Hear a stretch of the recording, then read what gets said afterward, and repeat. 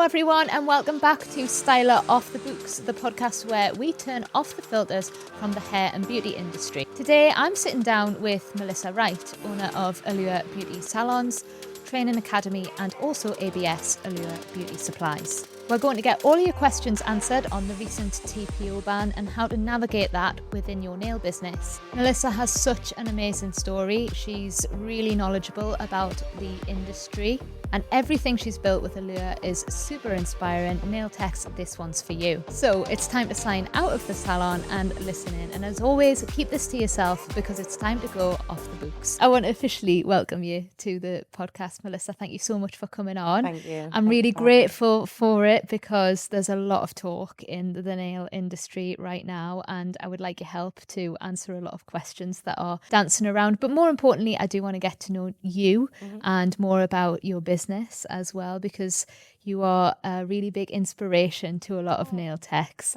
And I know people are really excited that you're joining us today. So let's go way back. And I wanted to ask you, did you always set out to have a career in beauty, nails? The short answer would be absolutely not. I didn't. Okay. I had no idea what I wanted to do when I was 16 and leave school, and I think many people don't. Yeah. It's such a young age to really know where your future lies and which industry you want to be in.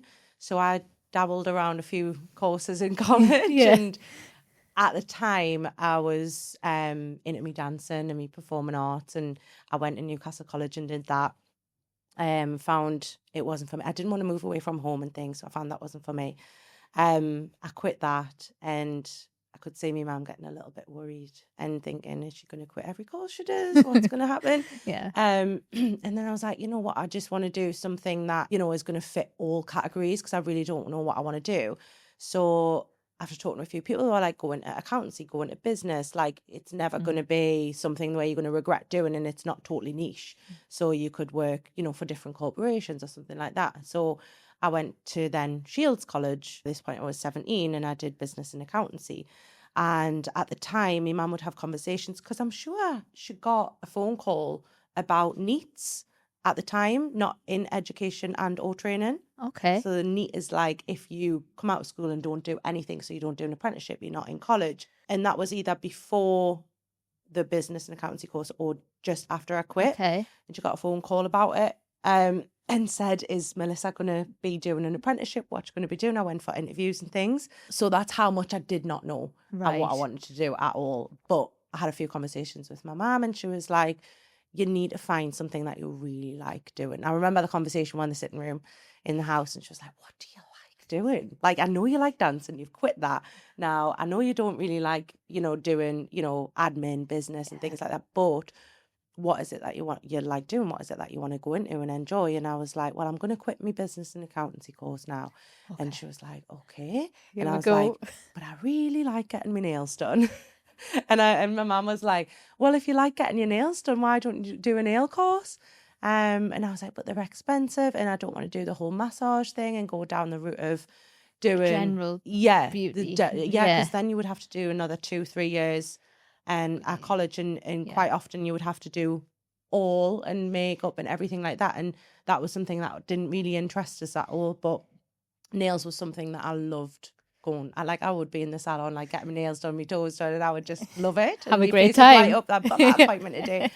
So that was where I really found, you know, a passion for actually getting my nails done, but also doing them because I went and did that course that my mum booked for us. Okay. However, it was in Manchester because around this area in the northeast, I couldn't find anywhere that had really great reviews, or I didn't know anyone who'd trained there, and there wasn't really much choice. So that was where that sort of started, but it was all acrylic at the time. Yeah. So when was this? This was I was 17 years old and I'm 31 now. So yeah, quite a long time I ago. can't do that maths. 2013. Yeah. Maybe. Yeah, it was all acrylic back then, wasn't it? So it was all about acrylic and learning how to use an e-file and design. Okay. And that was my niche. So I came back home from the nail course and started practicing on my friends, family, and bulky acrylics and not really, showcasing the best work. But everyone has to start at a starting point. Everyone starts without knowing what they're doing. Got to start somewhere. Yeah.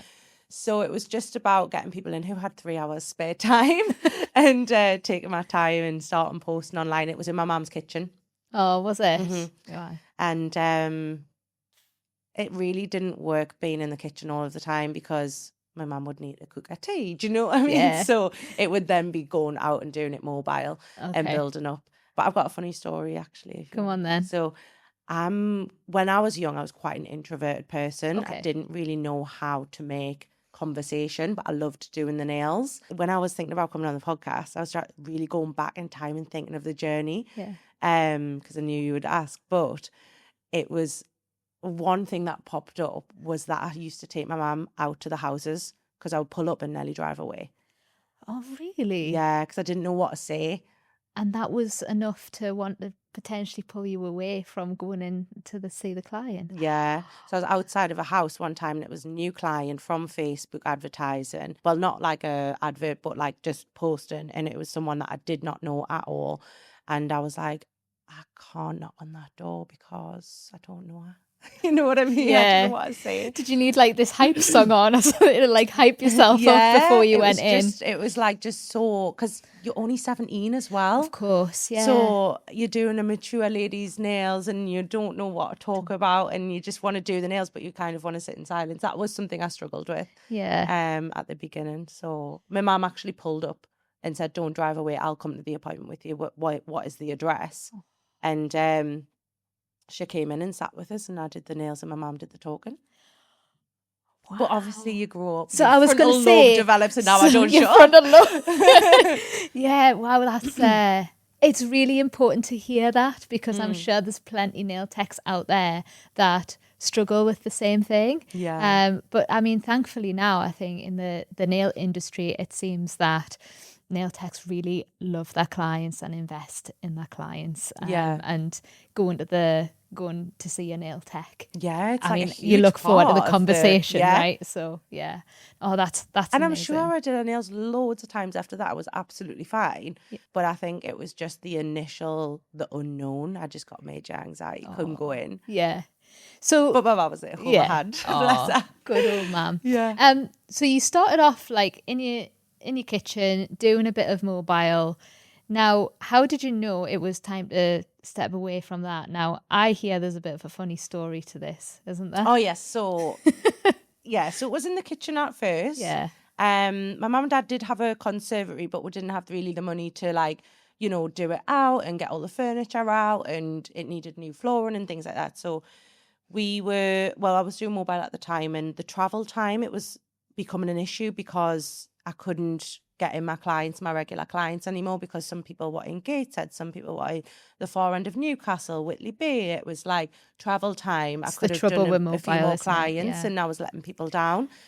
So my mum was like, I tell you what, why don't we do it from the conservatory and then we'll do it out. And the problem was at the time, I would have happily went and worked in a salon, but it was just hairdressers or beauty salons. And it was like, no one was taken on. And it was quite a time where I think the beauty industry was big, but it wasn't like big and beautiful salons like it is now, and there wasn't really options to go and work with a team or anything. I felt like quite alone in isolated. That sense. Yeah, I felt like I was actually really in that area. I felt like at the time, it probably isn't the case, but I just feel like at the time I was really the only one doing it. It felt that way. Yeah. And I was like, this is not good because every single other salon around the area was fast-paced salons, the ones where you go in and you get a really quick service and in and out, there's not much option and things. And I thought, this is really lacking. I would love to be able to have somewhere that was really good quality, cleaned the tools, disinfected everything, was really high standard, polished, and you got the correct shape and the correct colour that you want every single time, and you got a conversation. Yeah.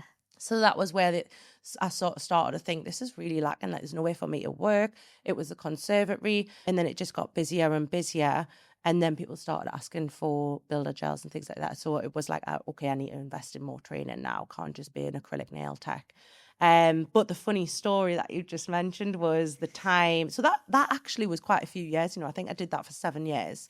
Okay, so you'd really built up your clientele. Yeah. And I felt quite lonely because, people would go on these Christmas parties and, like people had friends from work or, their best friends were in work with them and they had a team and it was all fun and games. But there was nothing like that for me. It was quite a little bit lonely sometimes. Yeah, all the milestones are just sort of like, yay, that's it. And then you had no help with anything. It was like you would do all your messages and you would do all of your accounts and then you would do all your posting and there was just no one to help reset or prep or you were running behind. The pressure was on.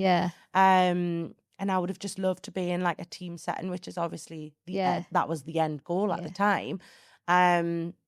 So the day that I actually thought about it and thought this is not going to work going forward, I have to get somewhere, was the day that I had a family and they were in and out of the house. Okay. And it was a wedding. And because they were in and out of the house, obviously it was like, a house where everyone was in and out all the time.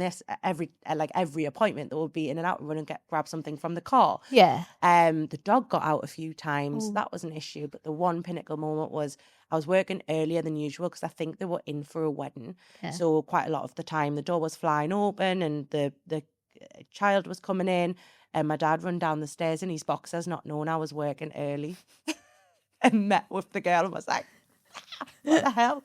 This is his house. We're like, remember, but it it wasn't his house to them. It was their salon sort of thing. I was gonna say like you needed like one of those signs on the door, like nail tech in progress. Yeah. But like if it's a conservatory, I assume like you could just kind of like see through and stuff as it is. Yeah. So it was just like they would just head on with my dad's underpants because the door was there and the end of the stairs were there, and then he just didn't know what to do, whether he should run back up, and he was like, Melissa, like, come on, you need to tell us if you're working early. But then I was like, that can't happen again. I'm going to have to find a spot that I can grow in. So that took the biscuit. That was like, okay. Yeah, that afternoon, actually, when I finished that afternoon, I went and found the unit that's still hebbing now. On the same day? Yeah, I found it straight away. It was crazy. It was like it was meant to be. Oh, that's quite a story. Didn't have a struggle finding it, luckily. Yeah. Okay, that's a fantastic transition, actually, because I wanted to find out about your first location. But before we do that, tell us more about the inspiration behind the name Allure. Yes, so that goes back to when I was in that business and accountancy course and I was in the lesson and, done all my work and things, and I was doing mobile nails. I think I don't know whether, it crosses over. I must have been doing a little bit of nails or must have been practicing at the time. Yeah. Must have told my mum I was going to quit the course and then I must have done the course and then I must have actually been setting up and not going into college, or maybe he's doing one last lesson. I'm not sure how it crossed. Yeah, so you were like, your head was somewhere else. Yeah, totally. And so I either started to think about the business whilst I was having my last day there or something like that. But I was like, I want to go into nails. I've had this conversation with my mum.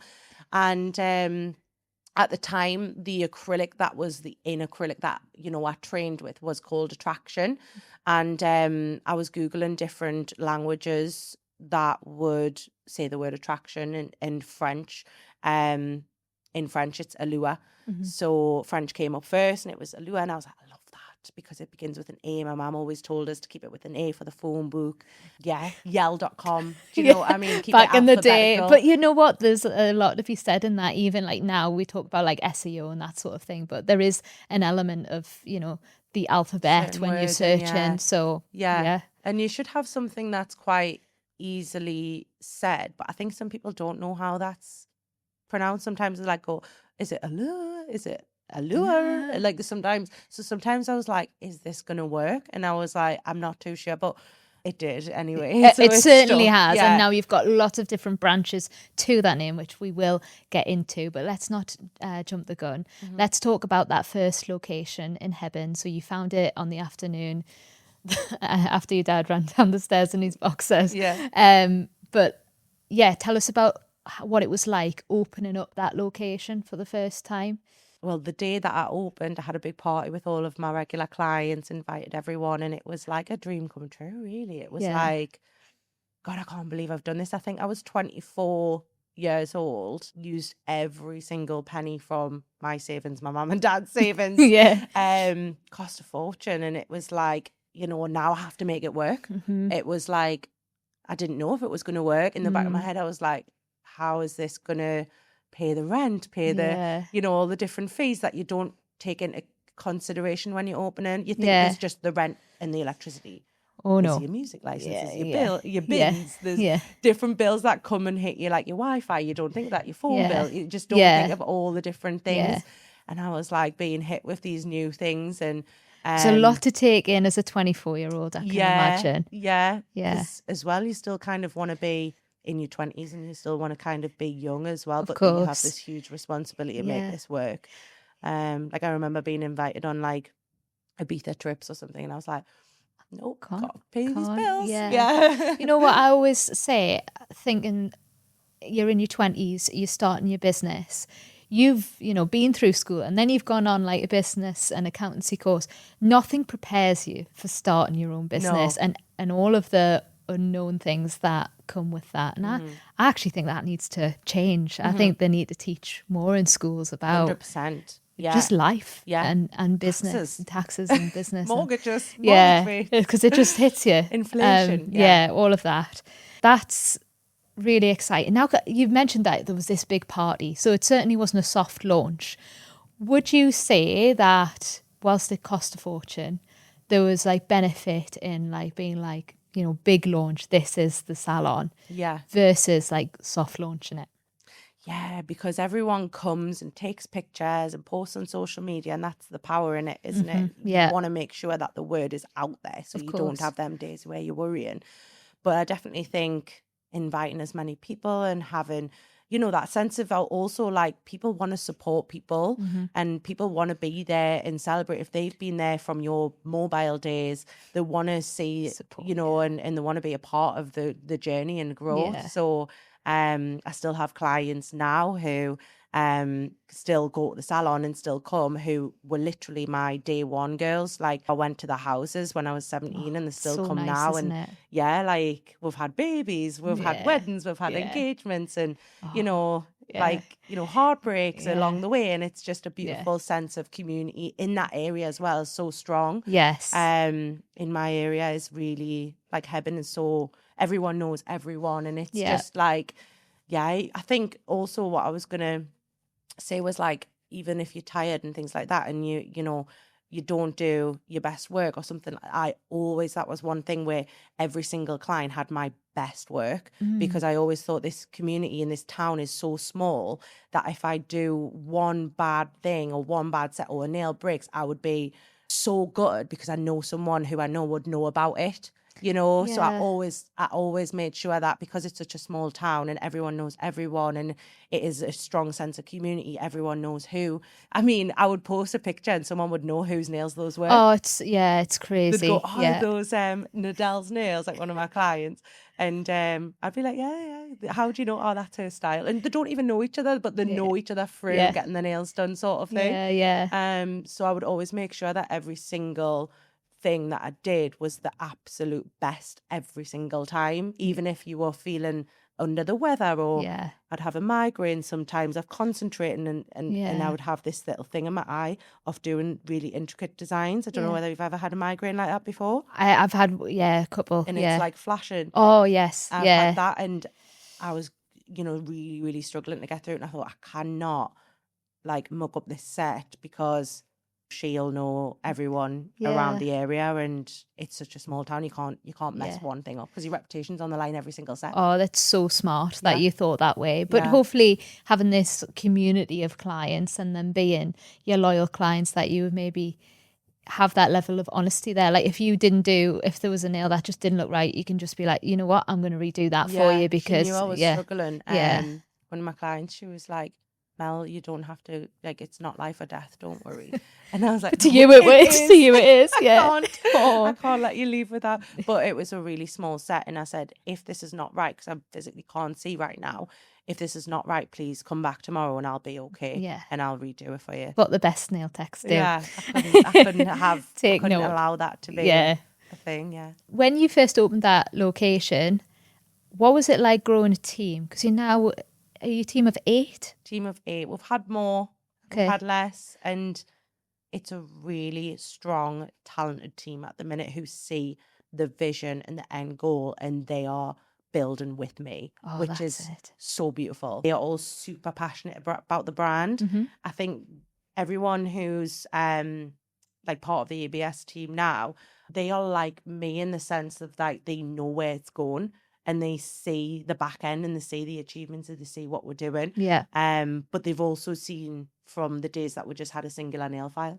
Yes. And I think we've got to get this thing, because I did hear that that's how you all started the product. Yeah. Was with a nail file. Nail file. That's yeah. mad. Nail file, and then a couple of weeks later it was cuticle oil.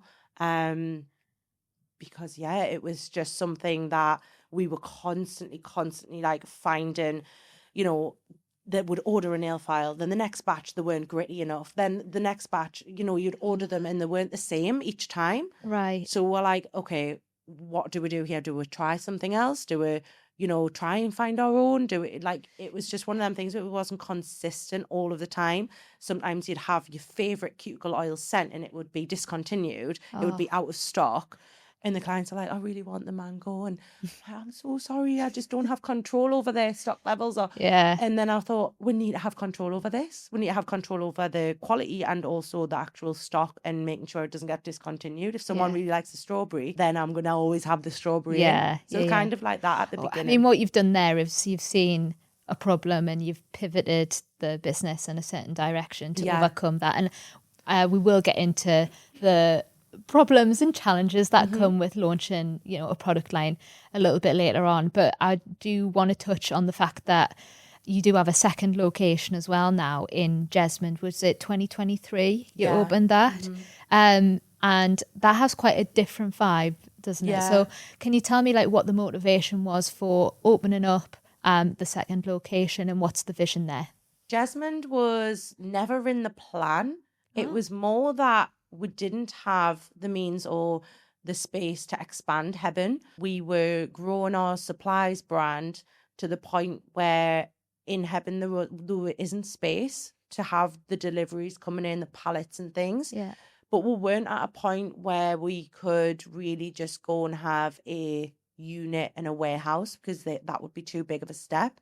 So it was kind of like, do we have a place where we split it in half, grow the salon, but also have the back end to be the distribution as well? I see. And that's what Jesmond has ended up being, where we pack orders in the back and we do services at the front. So it's kind of like the stepping stone again, because I feel like the salon and my whole journey was born to direct me into solving nail techs problems for them in the training and things. I feel like it's all guided me to this product area, because I've never thought about it until I had the problems myself. Yeah. So it was more a case of Heben is too busy and we can't grow. There's units either side, but they're taken. Yeah. There's no point in growing in our own hometown, because if people want an appointment, they'll wait and things like that. But we need something where we're branching into another zone, because we need more people to have this on the nails and solve more people's problems with actually not having the nails last, but also more people need to have this experience. And it was more like, if we had the means to expand Heben, we might have expanded where we might have made a more of an academy area rather than salon. Okay. But we also had too many students in Heben as well. So Mondays was my day to do one-to-one training in Jesmond. So it's all worked out where I have a second unit where I can actually take people for more private one-to-ones as well. Heben is like a big academy with a big room to do a big classroom training session. But also a lot of the time, if we have like a lot of like celebrities who want a bit of privacy, and that wasn't the setting at Heben as well. Yeah. So Jesmond is a more private setting. There is only 2 nail desks. It can be closed, and it is more of the distribution can hold its own there as well. So it really, really worked for what we needed and what we need at this time. It's amazing. It's really nice to go there and do sort of private appointments, private sessions on one-to-one training and all that kind of thing. And it's good to do like content there as well. And Yeah, because it's a bit quieter. And, yeah. Hebben is like that busy space, that busy salon where everyone's like, hi, hey, going out on a Friday night. Woo, yeah. Like the bottles of Prosecco popping. Yeah. And Jasmine is a nice, calm, you can go there, do work, like think, create it's the best of both worlds. for our brand. Yeah. We like to film there. And our manager, Anna, does a lot of filming there on a Wednesday for like the upcoming course on the Sunday. So it's like we couldn't do that in Hebben. Yeah. You know? It sounds like there's so many different reasons why Jasmine was the right location. Yeah.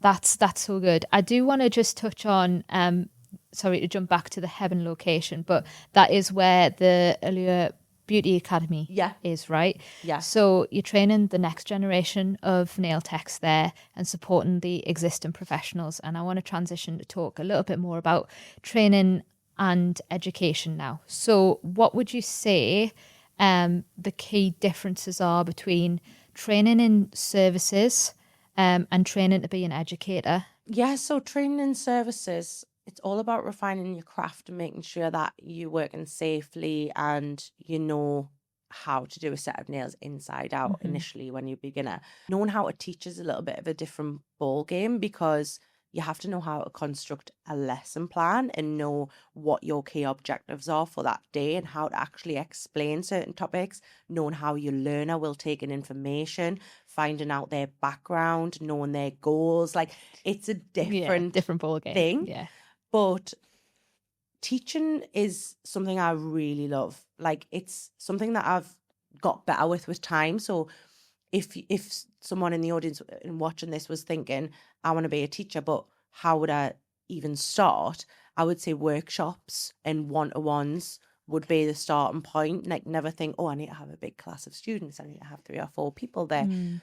Just start small and just do a workshop first. We got accredited. So it means that people who are complete beginners without a qualification, no previous experience, can come and get qualified. But breaking down those lessons into 4-week programs, so you're not just learning everything in one day. Like it's too much. You have to go away, practice that method, then come back for day 2, practice this method, which could be e-filing, and then come back for day 3, and then get your models in that week, practice that method, you know. Got you. I don't think that you can learn everything in one day or a half a day session. It was really like about breaking down the courses for us and making sure that we are actually doing this the right way and that you are actually able to go away and actually build a business from this. So in order to do that, I had to go back into making sure I was a fully qualified teacher and knew how to actually teach well, because if not, they would have gone away and not done anything with it, wasted their money, and that would have been damage to my reputation, you know? Yeah, of course. So, their success really means a lot to me, and it really, reflects on our training and education as well. Yeah. Their success is our success. Got you. I've got 2 burning questions off the back of that. So you started mentioning, I don't think, you can't learn nails in a day. Like, what are the red flags to look out for a nail tech or like a complete beginner who wants to become a nail tech?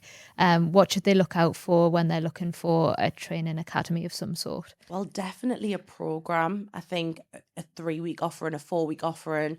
Definitely not just one day and you can go. Yes, you can get qualified in a method in one day, but you have to go away and do the work. You can't expect Sunday you do the course, you qualify, Monday, now you've got a fully It's not a miracle. You have to go away, do the work. You have to understand, you have to get models in.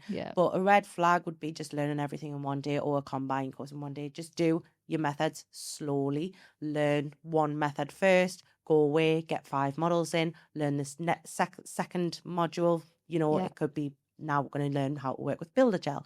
Then the 3rd day, would be, okay, now we're going to learn how to do an e-file training course, and you're going to get qualified in e-file. And then the 4th day could be a shaping workshop, a nail art workshop, how to perform a French, how to perform a tortoise shell, all those different kinds of things. I think your academy needs to be offering separate days for separate methods. Got you. Okay. And so at Allure Training Academy, how do your courses set out? Because you do one-to-one, right? But you also do the group as well. Can you tell us a little bit more about what you have to offer there? Yeah, so on a one-to-one, it's usually someone who already qualified. A one-to-one is a 3-hour session where we recap and recover and refresh their training. So their knowledge would be actually learning how to use our brand, switching over to our manufacturer's guidelines and advice. So that is something that is for qualified nail techs who are already in the industry, already run their business and just need a refresh. Then for a complete beginner, I always recommend, which is the best form of training, 4-week program with a kit. It's incredible. You will literally go away and you will know the ins and outs and you'll know all of your questions from your clients. Like you'll know the answers to everything. Yeah. It's unbelievable. Then 4 weeks are when nail techs literally build a business and they go away, and then I look at the business pages and I'm like, I can't believe she qualified last week, you know, because she's got all this content as well and she's followed our advice. She just went and got the models in every week as well. Yeah. So you start with your gel polish, and that's your gel polish manicure training. Then you start, the next week is your builder gel and your extensions training. Then the next week is your e-file and your Russian manicure training. Then the week after is your nail art and your shaping workshop. Okay. So we cover everything. Yeah. And it's certainly not rushed as well. Like putting it across 4 weeks, it gives the students like time to process it and things like that. Yeah. So the home in and focus on just one method and one application technique on that Sunday. Then our advice is to go away this week. Don't wait until next week. Don't wait until 3 weeks time. Don't fall behind. You're gonna forget certain things. Yeah. Take your manual, and the manuals for each courses are like thick manuals. There's videos and things that we're doing at the minute as well, so they'll get access to that. And then we'll have a training support group as well, so when they do not find models or things like that, they can go into the training support group and they can say, is anyone free this week? You know, I've just done my course yesterday, I know how to do a gel manicure now and I need 5 models in this week. And then once I've got the 5 models in, then we assess the work, the post it in the training support group, and we're doing work beyond the course as well. So we're giving, you know, advice, feedback on anything that they're struggling with in there as well. So the aftercare is incredible. So that in itself is like a community, right? Yeah, there's in over the training 130 world. People in there now. That's fantastic. We only just started it, I think, in November. And there's 130 people. That's incredible. It's honestly amazing. It pops off all day long. And it's like things like, oh God, I don't know how to do this shape. Does anyone have a video of this shape? I've never done it before. I forgot how to do it from last year, you know. Something just so little, and then someone's like, yep, I'm doing it now, I'll video it. Oh, that's so good. Oh, there was one actually last Sunday, and it was this, I woke up to these messages and I was like, oh, this is the best thing I could wake up to on a Sunday. And it was one of our students. She didn't quite know how to attach an e-file handpiece. Something was happening with it, and it was our brand, but we didn't get to her quick enough because it was early on a Sunday morning, and we would still reply just anytime, whatever, as long as there's someone available. And she was like, I've got a client coming in half an hour. I don't know what to do. Like, I don't think it's working and things. And it was absolutely fine. It was working. However, I think she just had the latch not on the right setting. And 2 nail techs in the community, in the group, in the WhatsApp had said, I'll drive to yours now with my e-file. I'll come now. And I was like, this is what I love about this industry. That's community. Like that is support. That is how this industry should be. Yeah. And I just love that. And they've all trained with us, all been through the same program. They've all got amazing businesses now. Yeah. And like we share all our work, and they all share it in with each other and say this was this colour and this was that colour and this is popular at the minute. It's just amazing. So 2 nail techs in that group have the same e-file and was like, I'm going to bring mine over to you. And then she went, don't worry, I just had it on the wrong latch, but thank you anyway. Oh, love that. Love it. Now, you mentioned earlier that you take the training very seriously. It's all associated with your brand.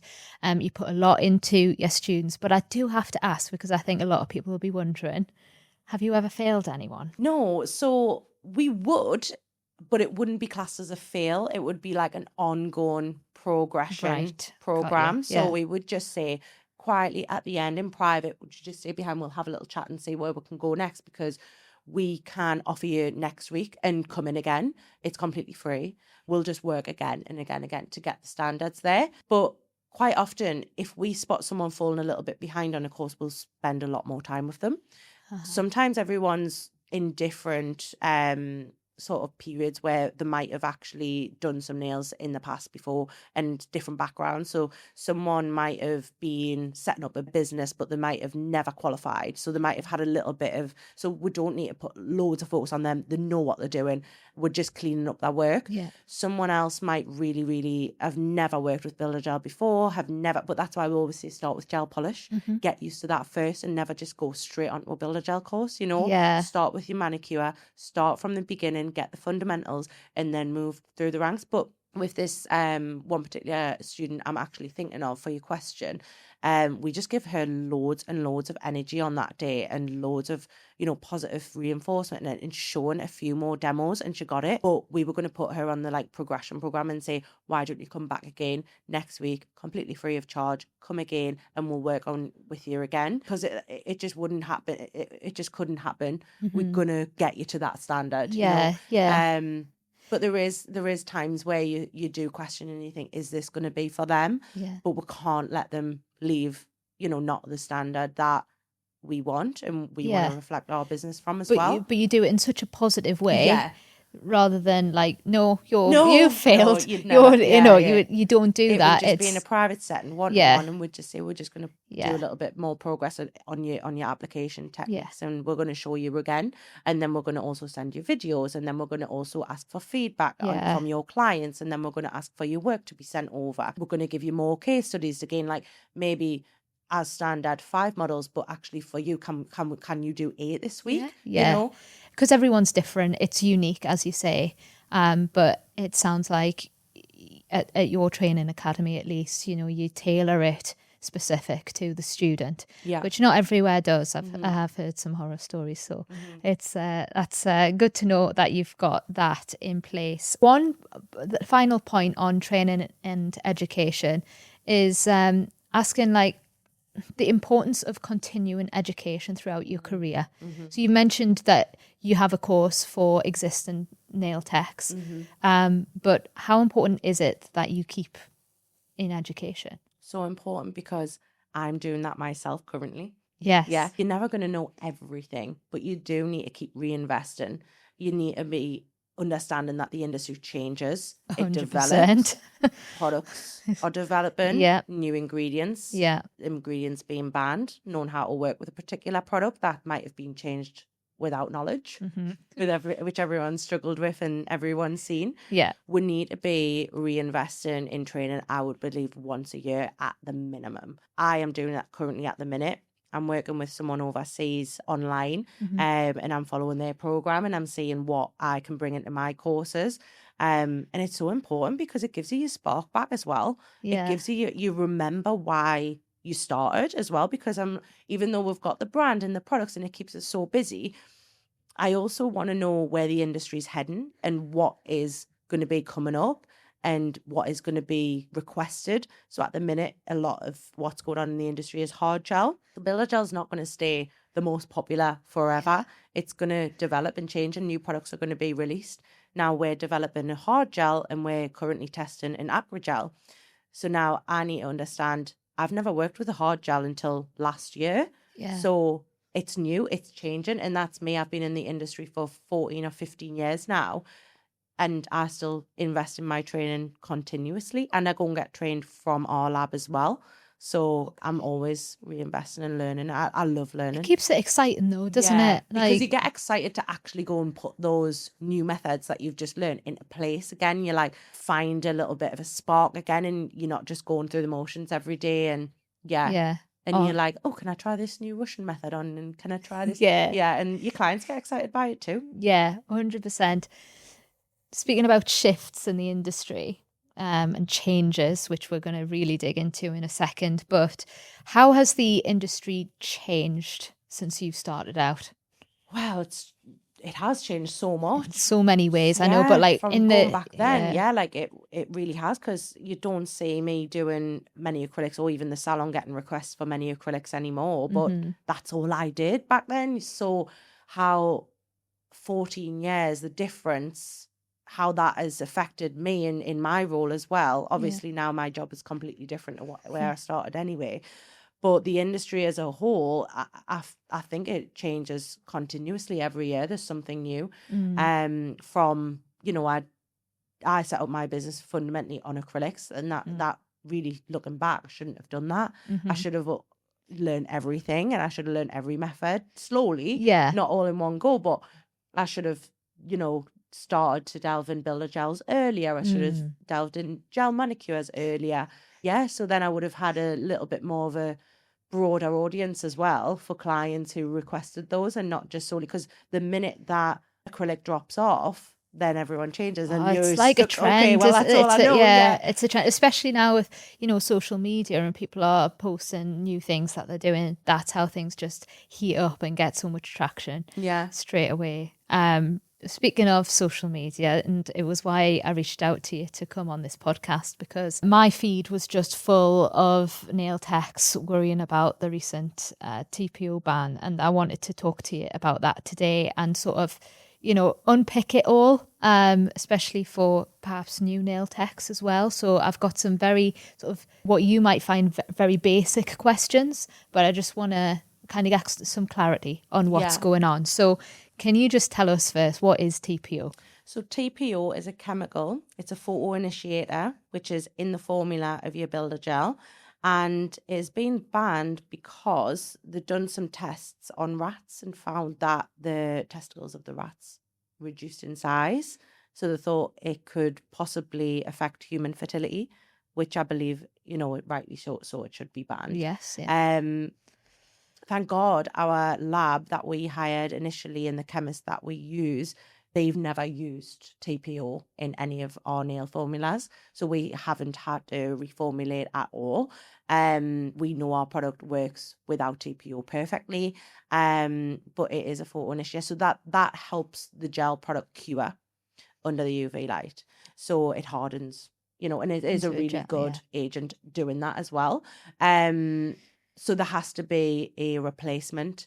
And the replacement, I think what's happening at the moment, the replacement is becoming hard to find out in certain other brands what is going to cure well and balance out the rest of the chemical formulation, Yes. So I think that's what a lot of brands are seeming to be struggling with at the moment. But TPO is okay. That's very clear. Thank you. But what does this ban of TPO necessarily mean for nail techs who might be a little bit unsure about using it? So nail techs are the end user. Yeah. So this ban is for manufacturers, brands, labs, chemists to all be aware of, and to know, and also distribution. So shops and where wholesalers, where you get your products from, websites and things like that. So it's not so much a worry for the nail tech as such, but what can affect you is a new formula. If you have it on your shelves, I know that by February 14th, 2027, it is going to be totally banned. Yeah. However, I have been told that you can still use it as long as you're not rebuying it, and you wouldn't be able to rebuy it because the regulations are changing where you wouldn't be able to. It's the purchasing that you can't do, so it wouldn't be on the shelves. If you are having the products on your shelves and you are still using them, try and just use them up until February 2027. The only reason being is because your clients might not want it on their nails. So that would be the main effect it would have on your business. I'm learning that after today. Yeah. So, but as far as regulations and compliance are concerned, if you do have it on your shelves in your business, you are okay to use what's left of the bottle. Yes. But is there something that nail techs can do if they do have those products to kind of add like a protective layer, or in the way of like application? It's mostly, it depends on your ingredients of the brand. So if you had a base coat that had TPO in, then you might not want to use that anymore. It might be quite an easy replacement. And if you are using a gel colour, it's not going direct to the nail plate, but you're still exposed out. I would say ask your client what they feel comfortable with. Some clients might absolutely, be okay with it and, do not care what the ingredients are, just as long as the last look pretty. That's what some clients' attitudes will be. That's true.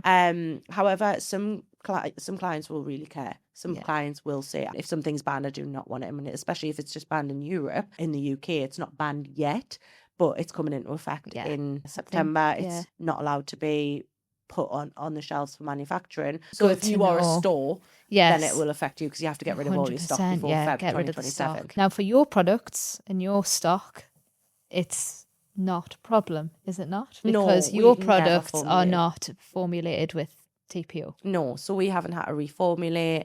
We know our product works without HEMA. We know it works without TPO. From the moment we launched, from the moment we found our lab that we wanted to work with, they were so big and so passionate on not having these ingredients in the formula. And that's where I felt safe. Bet you're thankful now. Yeah, exactly. Yeah, so we've never had to reformulate or change ingredients or anything. We know it works, we know it stays, we know it lasts. Yeah. It performs well. It's healthy for the nails, and we're not going through the trouble of having to reformulate. So that's thank God. Yeah. Have you got any advice for nail techs who are wanting to use HEMA-free products for the first time? Yeah, so just check your manufacturer's advice. It's not a one size fits all with your application process with using different various brands. It is down to your manufacturer's advice and the guidelines, because you need to understand that you can't mix formulas. They haven't been lab tested. If you're mixing a certain brand's base but then using a certain brand's builder gel, you don't know how they come together and you don't know how the curing process happens, whereas that's all tested in a lab with one brand. So never use different brands for your services, because you're not going to be covered insurance wise also, but you're not sure on whether some products are fully curing or whether they're going to gel together well, whether they're going to last, and you don't actually know what's going on underneath. So you might talk and think everything's fine, but there might actually still be uncured gel there because you're using a different brand of lamp that actually cures a different brand entirely to the brand that you're using. I see. Okay. So that also gets tested in a lamp to see whether it's fully curing. Now, what is actually unsafe with having your nails done, and what people sort of overlook a little bit, is actually the monomers on your builder gel and the actual curing process. If you're leaving any traces of uncured gel, that's what can seep onto the skin, and that's what can cause a reaction. And now a lot of people don't realize that. So a lot of the time you have to take away the inhibition layer, which is the tacky layer, with alcohol. Now I know some nail techs don't do that, but it's a really important part of the process. Now, every time someone makes an order or is a new client of ours, a new customer on the website, we'll always send out an information guide. And it has a step-by-step process of how to use our particular product, because what works for their business with a different brand or how they trained might not be how we advise our product to be used. Or from our manufacturing lab, to be used. So just different brands have different processes, and you need to make sure that you are actually looking into that as well. Do your research. Now you mentioned like being with one brand within your salon, but like in any business, making a switch, be it a booking system or the products that they're using, that can be challenging, switching supplier. What advice would you have for doing that? Obviously you said do your research, but what are Allure doing to make that switch a little bit easier for people? So at the moment, actually, we're currently filming tutorials for the website that are free. So amazing. like a step-by-step process where you'll go to a section of the website and say, this is how, you'll click and it'll say, this is how to work with our builder gel, this is how to work with our art gels, and it'll be a step-by-step process. So that's what we're doing to make sure that that transition's easy, clear, and everyone gets the results that they need from the brand, not just selling the product and say, go and use it at your own will. It's not like selling a lip gloss. It's like you're selling B2B. You have to know how to use it and how to get the results, because their business is relying on us. So we have to make sure the information's there. So step-by-step guides and cards that come with your order, I think that's a really big thing. And that costs the company a lot of money to manufacture and make and get printed and set up and graphics and everything like that. But it is an important step in making sure that your customer is getting the right results from using the brand. But at the same time, I do think that it is down to us, but it also is down to the user as well. If you're not following the manufacturer's guidelines and you're wondering why things are going wrong, go back and ask for some step-by-step guides, some information on how to apply it, and make sure you are doing it to the correct manufacturer's guidelines and not mixing different products with it as well. Okay. All right. No, that's so useful. I've learned so much from that myself. Now we've got a bit serious there, talking about what's been going on. So I thought we'd lighten things up a bit at this point and do a quick this or that. Right. And it's all to do with your own products. So what I'll do is first the builder gels that you have. This will be testing you. I assume like you can kind of picture. Like if I say the name of a colour, you'll have a good idea of what that is. So I want your favourite builder gel essentially to establish. So I'll start the this or that, asking X versus Y. You pick it and then we'll stick with the one you choose and then I'll give you another one. We'll see which one comes out your favourite in the end. Yeah. Yeah, let's do it. So candy or coconut shimmer? Coconut shimmer. Coconut shimmer or golden hour? Coconut shimmer. All right. I'm a shimmer girl. I don't even have shimmer on today. Coconut shimmer or crystal clear? Coconut shimmer. Shimmer. I couldn't have clear just because of the fake tan and things. Yeah, and the makeup. oh, I know, same. But loads of nurses have clear. Yeah. It's a good option, isn't it, for in a workplace where you're not really supposed to have your nails done. Okay, let's see if we can get rid of this coconut shimmer, but it might be the winner. Coconut shimmer or milkshake? Milkshake. We did it. Milkshake or pink sorbet? Some days milkshake, some days pink sorbet, Oh. I like a shimmer as well. What are you feeling today? We'll stick with milkshake because I have got a milkshake type on. Yeah. Okay, milkshake or peach fizz? Milkshake. Milkshake or bonbon? Bonbon. I've got bonbon on. You've got bonbon and milkshake? No, it's like a milkshakey shade, so I was going with milkshake because I thought that's what I've kind of picked. Okay. Which is like a light pink. Nice. But I've got bonbon on. I was kind of waiting for bonbon to come up. Is bonbon your favourite? Yeah, okay. It is at the minute. It's established then. Oh, that's great. It's like a bit of a pinkier than milkshake, but I was sort of going with milkshake because I was like, I don't have a shimmer on right now. It would be bad to say a shimmer. Yeah. I've always been a plain with a bit of a shimmer. Yeah. I've got a milkshakey type colour on, but as soon as you brought up bonbon, I was like, that's what I've got on. Yeah. Now that transitions nicely into us talking about Allure beauty supplies. So what led to you starting your own product line? Well, it was never in the plan originally. It was something we were forced to do in a way.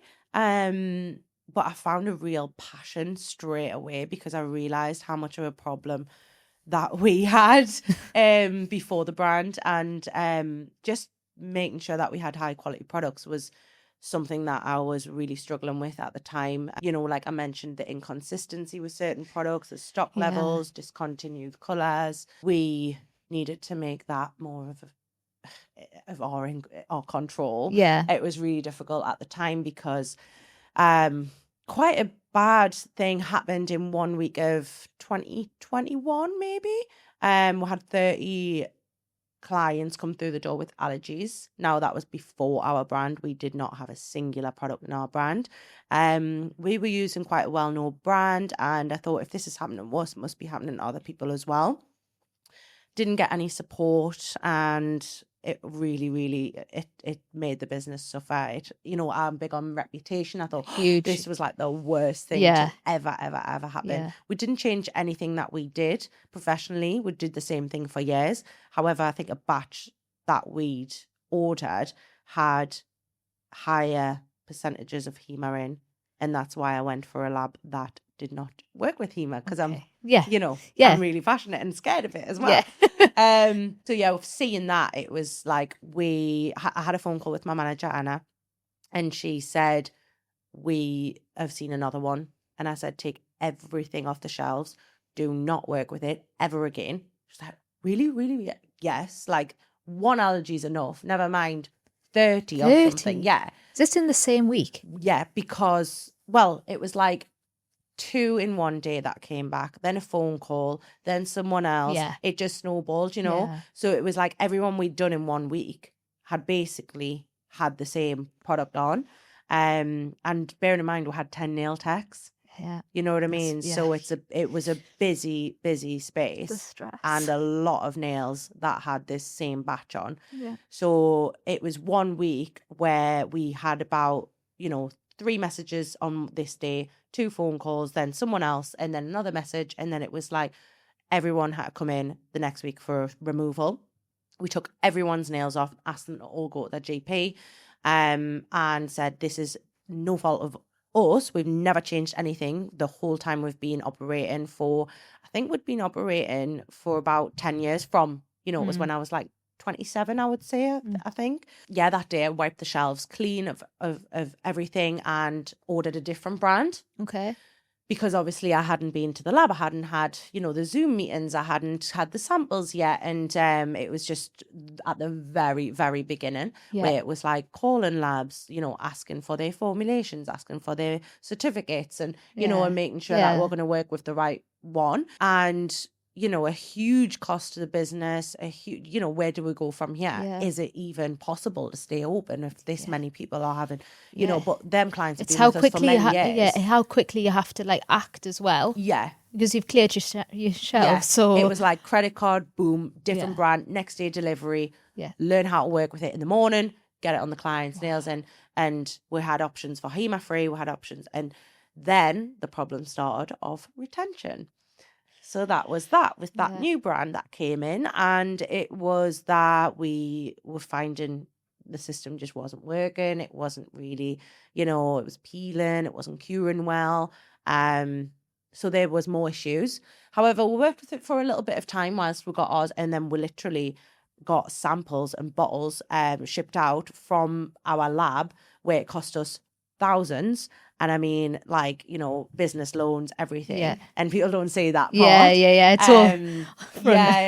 Yeah. So it was like stress, sleepless nights, like the lot. And it was, okay, this is it now, no going back. The only way that we can keep this brand alive is if we have customers who use it, because we have a certain amount that we have to order, which is 5,000 bottles per colour. Now we're not going to go through that amount, but also that's another reason why we needed to open a second location to try and get this stock moving, get it on people's nails and see them have an amazing experience from it and actually never have an allergy again and never have retention issues. And they were the two main missions. From there, it grew our audience, it grew our clientele, because people were like, look, these nails have been on 8 weeks, like not recommended.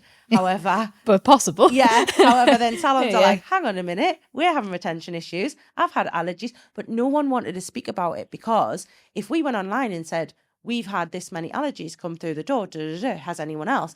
Then it would be like, well, God, I'm not going there. Yeah. So it's kind of like a scary topic to talk about, but it is happening, and everyone needs to come together and know that there's a solution, The solution really, isn't trying to produce your material that isn't going to sell and you're going to sit on stock that goes out of date, because that's something I've majorly struggled with. You have to get it moving, and you have to have, a lot of people using it. And that's what is a struggle, because if we don't sell it, it gets binned, it's wasted money, and it costs a huge amount more having your own brand. Actually, what people don't see is that the amount that you have to order, and if that doesn't sell, then that's binned and that's dead money, and that is really tough to face. But if you're just buying 1 or 2 bottles at a time of a really decent product, and it's cheaper than what you used to use, then as a nail tech, I would opt for that option instead. But I do think it's a really, really rare case that you would go, and I just mean like that in terms of getting yourself into loads of debt and going down that route and pressure of trying to get it into salons' hands, which we're still doing now.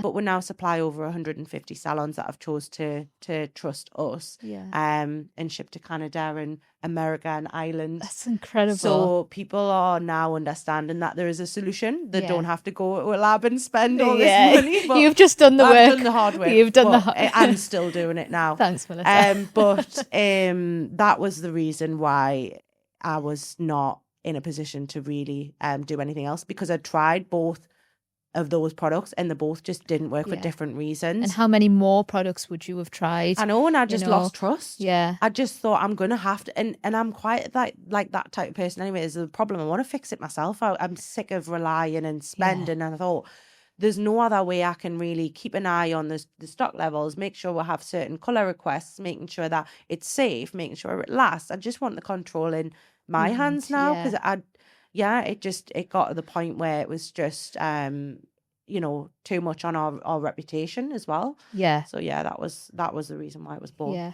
I mean, my next question was like, I've elaborated. I know, but I think it's funny because I was going to try and establish, so there's a lot of effort go into making products, but I think you kind of answered that now. I did go off on a tangent. No, but it's great. I mean, would you say the most unexpected challenge in creating the product was that level of stock that you had to order in? Would you say that is the biggest challenge of all, that you maybe didn't think about when you started it? Started to look into it? At the beginning, before all of even this came around, I would never have wanted to deal with product compliance, product regulations, like knowing that the industry changes, chemicals get banned, shipping tariffs and, all this crazy stuff that you just don't think, you just like, I want this problem solved and that's all I can see and this is what I'm doing.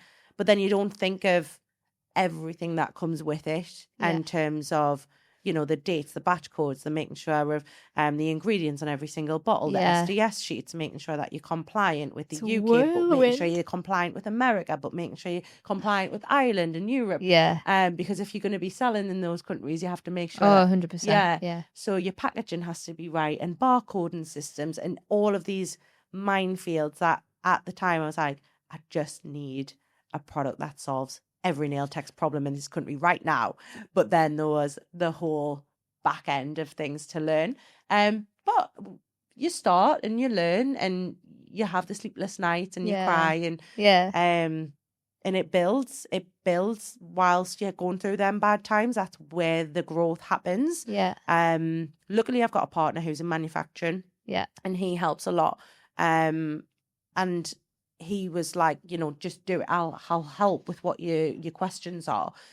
So he really helps in that sort of area because he has a factory as well. Okay. For wellness, but this is, the compliance, and his is more food standards agency that he has to comply with, and ours is the cosmetics. So it kind of helps that we're both in the same sort of space. Yeah, definitely. But what I think that sets your product and business apart is that I can see how passionate you are about the problem.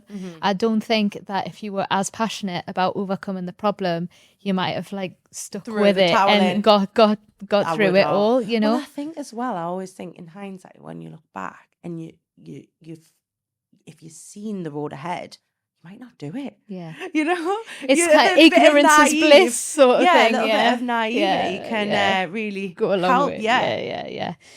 Look, and today you've got an amazing product line that's selling all over the world now. How do you sell your product? Once you've gone through all of that, you've got your product, how do you sell it?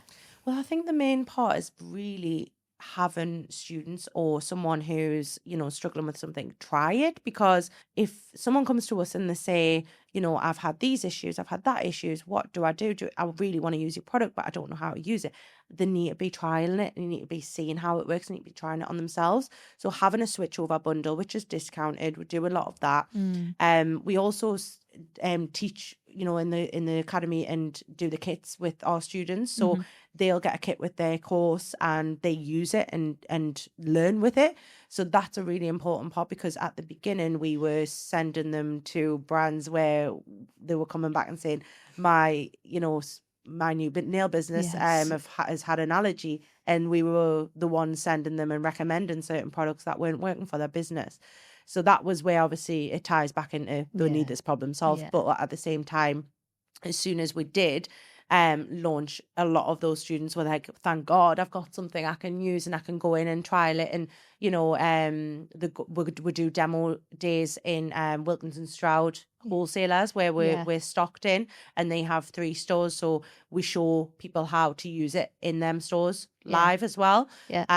We stock and supply Newcastle College, and we'll go in and do big training courses with all the students there as well. So I think it's hard to sell something that you need to use and know how to use. Like, you have to use it before actually buying it and investing it sometimes. So I do think that it is a big struggle, because if someone's happy with something they're using, or even if they've had a few problems, so they'll be scared to change, because it's one, a big cost, and two, they want to know how exactly it's used. So videos, tutorials, YouTube videos and things like that is something that we're going to go into as well. Nice. Because I do think that it has to be tried and tested. Yeah, and the more accessible you can make it by putting it online. Yeah, lots of that's a real tutorials win. online on TikTok. And a lot of people just speak for us who use it and just say, this is Allure Beauty Supplies, this is amazing, I've had this retention. Yeah. And it's quite standard now for nail techs to take pictures of the work and tag what products have been used. One, because the clients care and they are more aware now, and they want to know that a reputable safe brand is being applied to their nails, which wasn't really an issue back in the day. But I think now people are like, I don't want that brand on my nails, I'm going to go to this place instead because they use this, so they've got a little bit more choice and a little bit more say in what they want, which kind of puts the nail tech on the back foot and be like, I'm going to have a certain few different brands, or else I'm not going to survive. I'm going to have a HEMA-Free brand. I'm going to have a safer brand, or I'm going to have a brand that is, longer retention than what I'm currently using. So I think that, in terms of knowing that the clients are aware and are educated now because of social media, I think a lot of the time our customers vouch for us and say we're using this and are proud to be using it, and trust that that's going to bring them clients as well, because they know that it's safe and they see that it's HEMA-Free and TPO-free. So the brands that have been around for years are reformulated and they've struggled, which everyone knows that they've struggled with the reformulating, but also they've struggled in terms of that launch of the reformulating and the education around it as well. So I think people are ready for something new and something trustworthy and something that really does work and will support your business. So I think that's where my passion really lies, because I went through it. So I'm like, I know how you feel. Like, I know what it's like. I'm not just some, I don't know, big businessman who is like, let's all in it. release a product. It's like, I've had the problem. I know how it feels. Let's make a solution. Let's make a better nail industry and safer world with our nails. Yes, absolutely. And talking about the future and the nail industry, what are your predictions for the future of the nail industry? It's changed so much over the last 14 years. So what's your predictions for the future? I think it's only going to grow bigger. And I think there's only going to be more people who want to work in the industry as well, because it's such in this day and age, I do believe that human connection is going to get, it's going to get smaller, but that is going to be more valuable as well. And I think that when you get your nails done, you're going to be able to have that conversation, communication with someone. People are working remotely, people are working from home. I think having that nail appointment and that bit of therapy goes a long way. And I do think that because of that, it's going to grow, but also because of vanity and pictures and social media and being out there, you want your nails done, you want to feel complete, put together, feminine. There's a lot around the feminine energy, and there is being that put together girl, and Pilates and matcha, and it's part of I'm loving this era though. I love this era. I do. So it's really nice to see it growing, and I do see a lot of people wanting to get into the space a lot more than when we first started. Because I think they see it as well on social media, a lot of people doing it and living a nice life from it, and it's, they've got clients who they love and it doesn't feel like work. So I do think it's going to only grow, but I do think it's going to pivot, and there's going to be a lot more different products to choose from, like your hard gels, your acry gels. Obviously you've got your builder gels, but I think acrylics will make a comeback at some point, but I think it'll be less damaging. Like our acrylic formula is really kind to the nails. And it's low odor, so it's not as smelly and things like that. But back in the day, I think people have that stigma of like, it's going to wreck my nails, it's going to dry them out, and it's going to be such a strong smell and it put you off. But I do think it comes back in roundabouts as well. So I do think we've got a little bit more to learn in terms of new product launches and hard gel, acry gel, and all those things that are coming for our brand as well. But I love the builder gel. I love the builder gel.